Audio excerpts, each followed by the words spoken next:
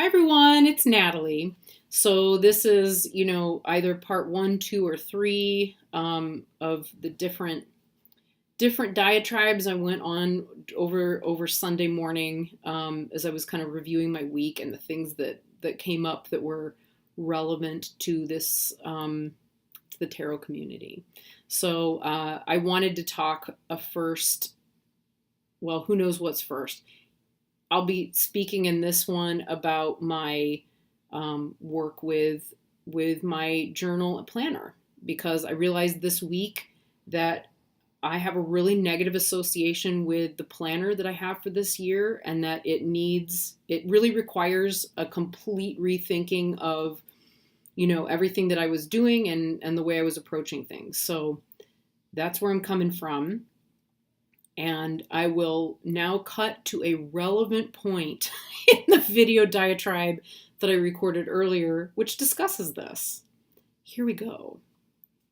Why am I feeling so disconnected from life and from like organizing things and pulling things together? And I watched a video by The Good Wife, Guid wife, who is a witch in California. And she had been working with this infamous, and now I forget her name.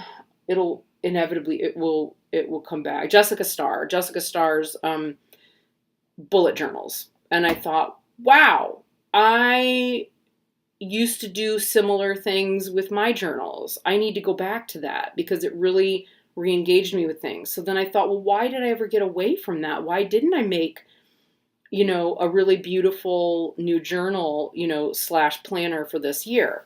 Well, because I bought this monster. Okay. This is my end of 2018, 2019 planner.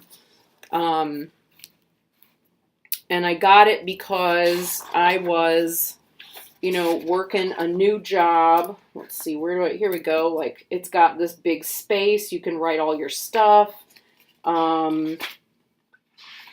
And I had this new, big new job where, it's got this great spread, for the week. And this big new job was like lots of appointments, lots of things to keep track of. Let's find, where are we now? We're in March, right? So here's March, little gem and mineral show coming up there. And I started to look at it and I was like, wow, for all the good that's in here, right? There's like places to organize stuff, your goals, your priorities.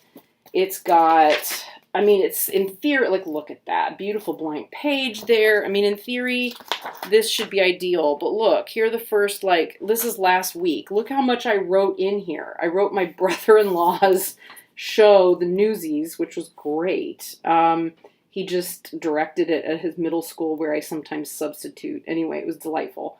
That was all I wrote. But it's not like I didn't do things all week. I had it all kind of stored up here. But that's not the point. The point is engagement. The point is using the to-do lists and making this work. And it's just not. And I thought, what is my problem? It's not like it doesn't have everything I need in it, to be successful with this. And then I realized, yeah, that may be true, but it also reminds me of the job that I just had at the end of last year where I was so miserable, and working with people who were really challenging to be with. Let's just put it that way. The job and the work was beautiful. The people were really challenging, and entirely unwilling to face their own darkness and lack of integration. And if you're someone who does look at your own darkness and integration, boy, you become a lightning rod for someone who has not. So, lesson to us all, right? Anyway, so as I was looking at that, I was like, that's it. I need to get away from that. I realized it was a $40 investment in that journal. And I have to still let it go because it's not working for me at all. And it's just not helpful. So I decided to give the whole bullet journal notion a try. And when I know this looks like a massive step down, you know, just to have a little grid thing like this. But at least within it, I could, you know, set up my daily draw tracker and, you know, a blood moon tracker. Call this the Buddha tracker or the spiritual activities tracker. It's got all my different possibilities here. And I really could even engage with that, like feeling good about it, because it was like, oh, well, I just want to see what happens. Like, what am I doing? I don't know. You know, what am I drawn to? And I could put in like, you know, a page for every day. Not that I'm in the habit of it yet, but, you know, I will be eventually. Rah, rah, rah. So, you know, there's that. There's that. And even then, as I actually then thought, okay, you know, maybe I'll just watch, I'll just see what Jessica Starr is putting in these videos about her bullet journal. And I realized the reason it sounded so good is because it's so much like the journals and books I used to create, right? So this is my 2018 planner. And I was in love with this planner. And I'm sure you can see why. This is an eco print here. And then on the inside, I used some recycled wrapping paper. That's actually wrapping paper on this side. And then this side, I made like, you know, space for the beginning of the book with, maybe, there we go, with, let's do this, you know, with, you know, my eco prints and eco printing. And then, you know, like always, you end up filling it with lots of crap. Woo! Here it comes. Here comes the crap. And it doesn't need to be in any particular place. You know, what do I got here? A crochet pattern that I may or may not ever try, etc. And the way I would set it up, I've got it in here twice. I would set it up by the month, right? So here was January 2018. And I would give each month its own signature, right? And its own tab, right? Its own tab marker. So that's how I would work with this. And then each week I would leave this side free for lists and list making, usually to-do lists, etc. And then on this side of the page would be like a grid style. I hope I don't have anything horribly embarrassing there or anybody's like major names. I don't think so. Yeah, no, nothing major. But yeah, so that's how I would work it. And of course it would increase in thickness over the year and it would wear out. And I used old recycled paper bags in there as well. Oh, I probably shouldn't show that. Oh no, that one's okay. Not a big deal. These were self-love Valentines that a student made last year. So that started off my month.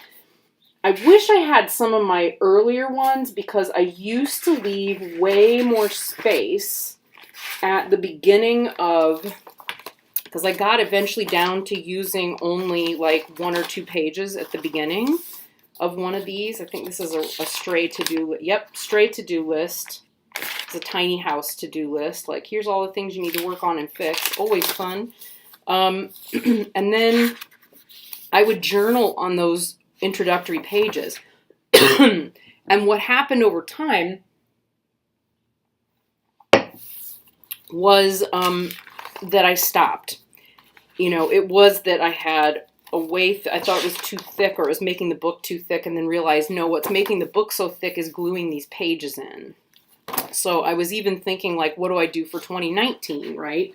So that I've got that. I mean, look at that eco print. I just love those. Yeah, and I would have these beautiful pages of journaling and stuff that were in there. Let me see if I can find another really, oh, that's not bad. April was kind of pretty. That's kind of a nifty looking eco print there. But what I started to discover, again, like at the end of the year, was it's way better. Oh, look at this. Those are hibiscus. Was putting it in this format, right? Just draw in the pages like that, and you can make it like a regular weekly planner without needing to do a grid system. So the grid system was helpful for a time, but when I changed jobs, I realized like, nope, I've got to do it like this. Then about this time, I started to realize like, no, this is not organized enough. It's not, it just was not pulled together enough. It didn't help me, and I even used like recycled, packaging paper, like from stuff that you buy at TJ Maxx or whatever. So it's, I don't know, really proud of that journal. And there's the back. And I accidentally drilled or poked the holes on the wrong side of the cover. But yeah, wabi-sabi, it happens. I loved this book. And, I would carry it just like this. So, because you can't really fit it in anything, but it's like a companion. It's like having your best friend with you all the time.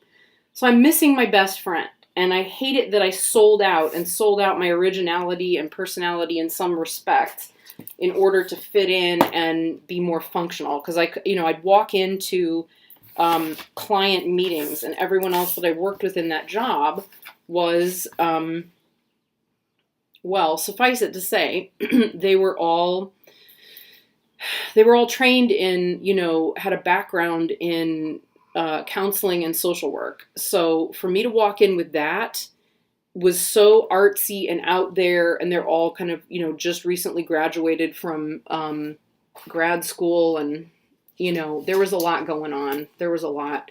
And I was also the oldest, so, I needed to come back to using something that was just a little bit more status quo, but, I didn't want to feel like I was totally selling out who I am, right? Because who I am is not a bad thing. It just wasn't their thing. And they really wrestled with that. So anyway, it worked for what I needed it for a time. And I'm now recognizing like I'm not planning and I'm not doing things I need to do for myself because I'm being perpetually reminded of that circumstance.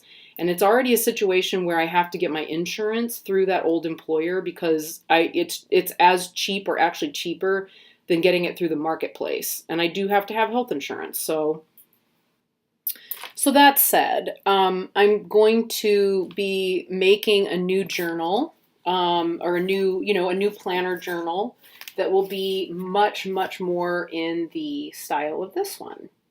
And I think I'll just make it to be like a 3/4 journal. So it'll start, it'll start as an April journal and it'll run through December 2019. I thought about, doing March, April, May in this one. In theory, that's going to happen, but I think in practice, more likely what will happen is that I try out different, it gives me a good opportunity to just try out the style of bullet journaling. And then, these books never go to waste in my life. If need be, I will just pull those pages out or transfer them or, who knows, who knows? I do all kinds of creative stuff with paper. So anyway, maybe what I'll end up doing is making a journal video. So our journal planner video and showing you how to create and structure. That's actually been a request. Maddie from Conjurer's Table requested it ages ago, and I haven't gotten to it. I keep thinking I will because I'm so close to being ready to bind another book, and I am missing my art practice a lot. If the truth is told.